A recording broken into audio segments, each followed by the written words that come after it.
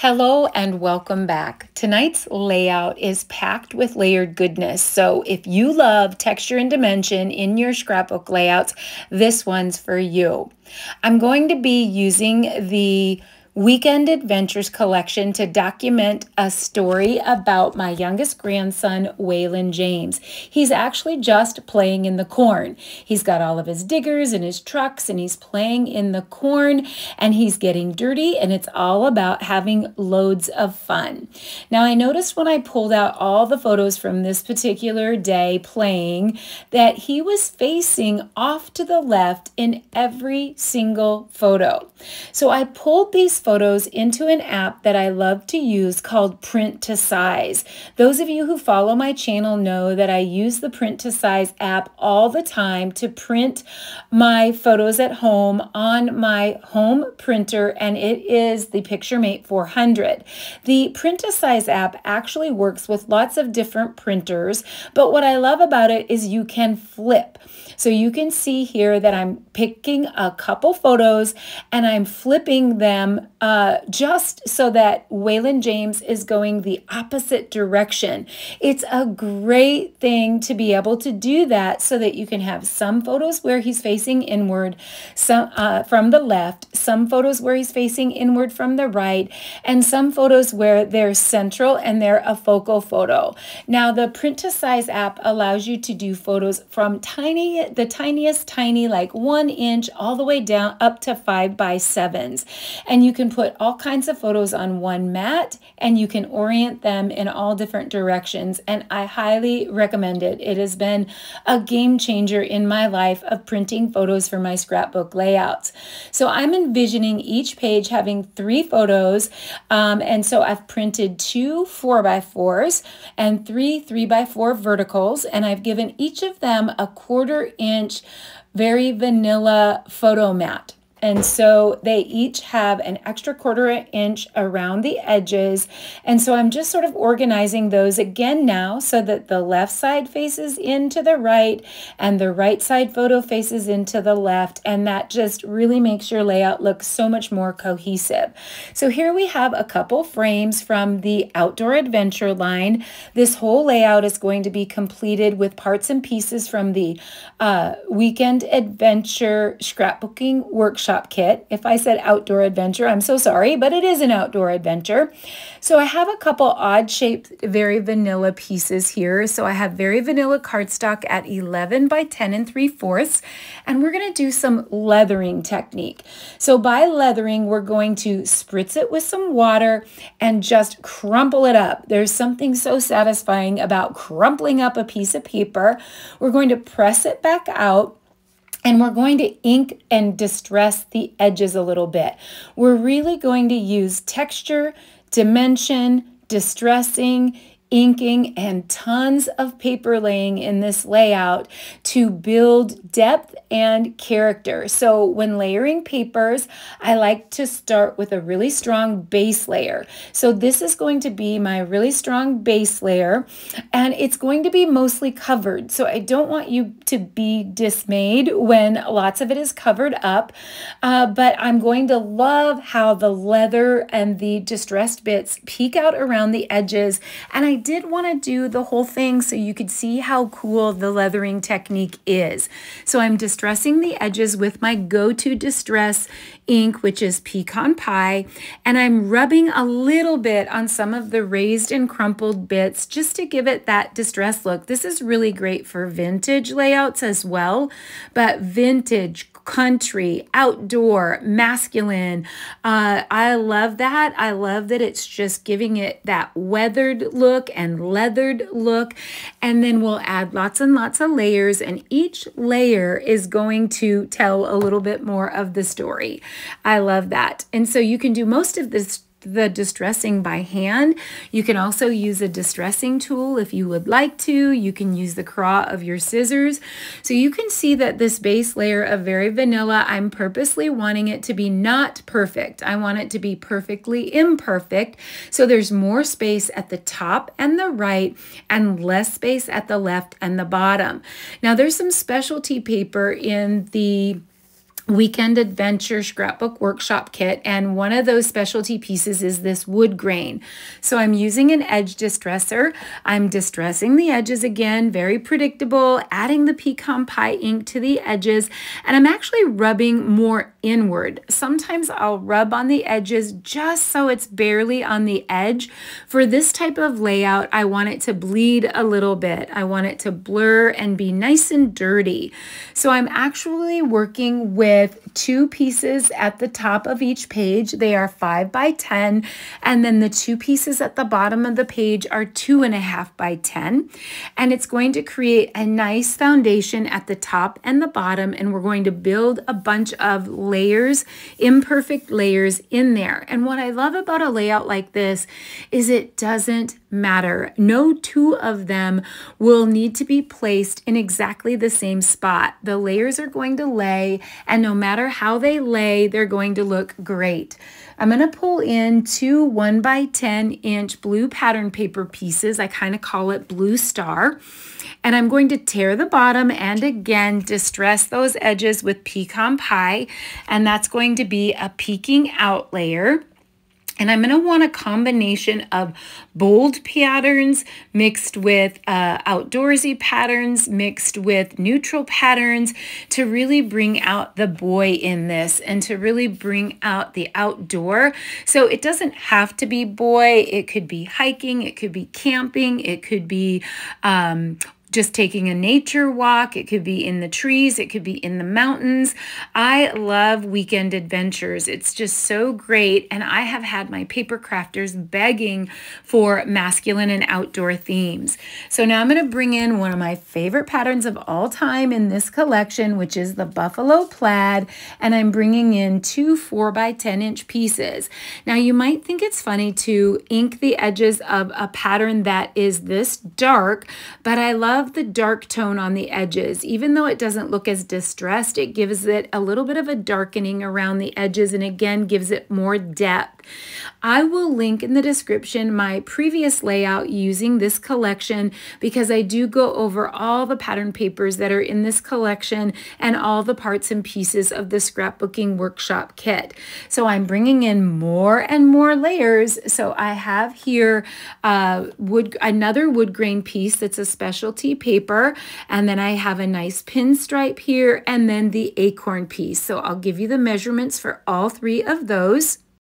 So for the wood grain, we have a 2.5 by 10. For the acorn paper, a 2 by 10. And then the final answer on the stripe ends up being 2 by 9.25. So I start with a little bit longer strip because I'm not sure. And then I end up trimming it down a couple times. And the final answer is 2 by 9.25. So sometimes layering can be a little daunting for people that love things to be straight as an arrow. And don't get me wrong, I have a heart for those beautiful layouts that are neat as a pin.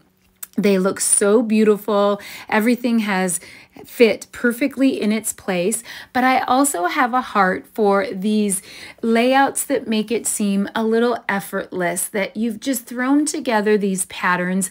The patterns all coordinate because Stampin' Up! Is in the business of giving us papers that already coordinate, so we don't have to think, right? So the papers already coordinate. So in theory, if that pile of papers fell on the floor and ended up in a pile, a hodgepodgey mess on the floor, it would maybe make a beautiful pattern, right? So we're just trying to make it look effortless here. Like we're just not being perfect. We're just layering some pieces. So something else that is a little hard with layered layouts for some people is that lots of the pieces get covered up. You do the work on the background and then you put all your pieces in place and many of the pieces will be covered up. And that's what I love about it, the texture and the dimension that just peeks through. So it doesn't always have to be about every single piece showing all the way.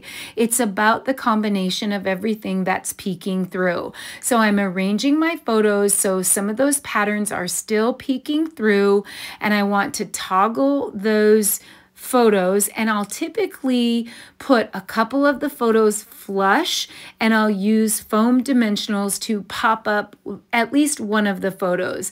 So for this particular case, on the left page, I will put the left photo and the right photo flush, and I will pop up the middle photo. And then on the right page, I'll probably do something a little different so it's not identical to the left page. I might actually end up putting 2 3x4s maybe on the left and put the 4x4 photo on the right, and then put the 2 3x4s flush and then pop up the 4x4. Now I'm going to pull out my junk gypsy tray, and I will link in the description my previous video that I created, and it was all about off-road adventures. And I'm going to link that in the description because I covered all of the Weekend Adventure collection in that. And I actually organized all of the bits from the Weekend Adventure Scrapbooking Workshop Kit into my junk gypsy tray. So I like to punch out all of the punch-out ephemera and cut apart the stickers and arrange those in my junk gypsy tray according to like icons. So all the titles with the titles, the circles with the circles, small wordy bits with small wordy bits, banners with banners, etc., and so on.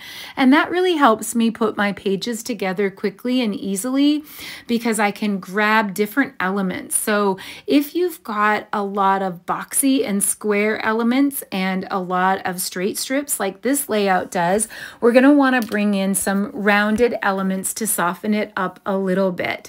I also want to have color balance. So luckily, Stampin' Up! Is in the business of color coordinating and pattern coordinating. And so I love to be able to just pull out colors that are already in there. So Waylon James's shirt has that denim look, that denim blue. It's got some tans and some browns. There's a little bit of black in the photo. And the trucks have that Cajun Craze color in them, or a little bit even of Calypso Coral. It's an orangey tone, and then there's some greens in the background as well.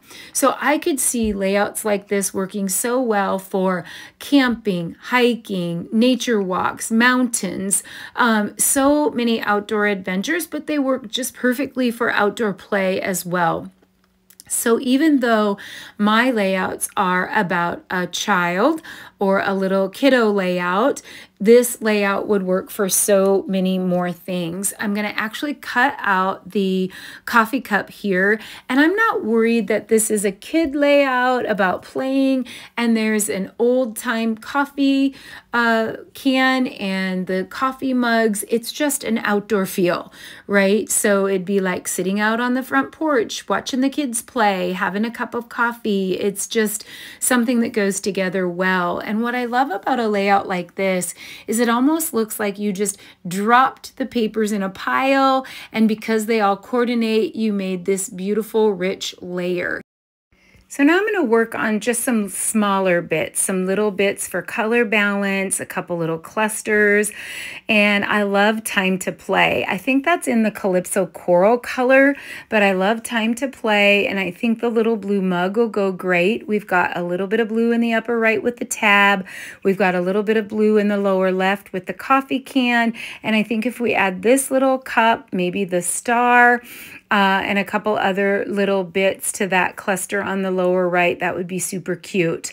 I'm going to add a couple little chevrons to the Explore title. I do feel like we need a little something in the upper left. I found this little leftover Cricut rope that I had made on the Cricut. Totally not necessary, but I thought I would add that under that little cluster for just a little bit of texture. You could do a torn piece of paper or another icon from the punch-outs. A little paper strip or a punch-out strip would be cute under that as well.